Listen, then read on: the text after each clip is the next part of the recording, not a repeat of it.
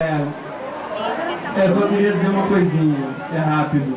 Eu estava aqui comentando que eu adoro vir para o Sul, eu já estive muitas vezes aqui fazendo peças de teatro, viajando por todo o interior daqui. A gente estava enumerando nomes de cidades próximas, eu já passei por todas elas. E eu acho que eu me emociono de verdade de estar aqui porque eu fui ensinado na minha casa que a família é a coisa mais importante que tem na vida da gente. E eu acho que o primeiro passo para a gente ser cidadão, para a gente ser alguém na vida, é a gente valorizar os nossos pais, os nossos avós, as nossas tradições, que é o que vocês aqui do Sul fazem de uma maneira maravilhosa. Por isso, toda vez que eu venho aqui, eu me sinto cercado de uma grande família. Então, eu parabenizo de uma maneira geral, né, ao povo bonito que são vocês, por darem valor a isso, às tradições. Por isso que eu adoro tomar chimarrão também.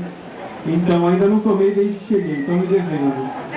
Então, muito obrigado e parabéns por serem um povo tão bonito e tão caloroso.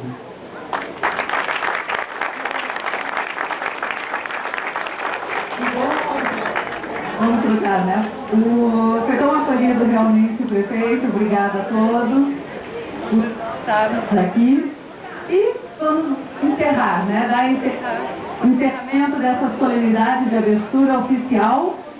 E gostaríamos que todos, apesar da chuva, pudessem usufruir desse trabalho que é tão importante e da 15ª Ação Global Nacional. Muito obrigada a todos, obrigada e que aproveitem esse dia, mas um pouquinho dá para aproveitar, né? Dá para dar de tempo em tempo. Obrigada a todos.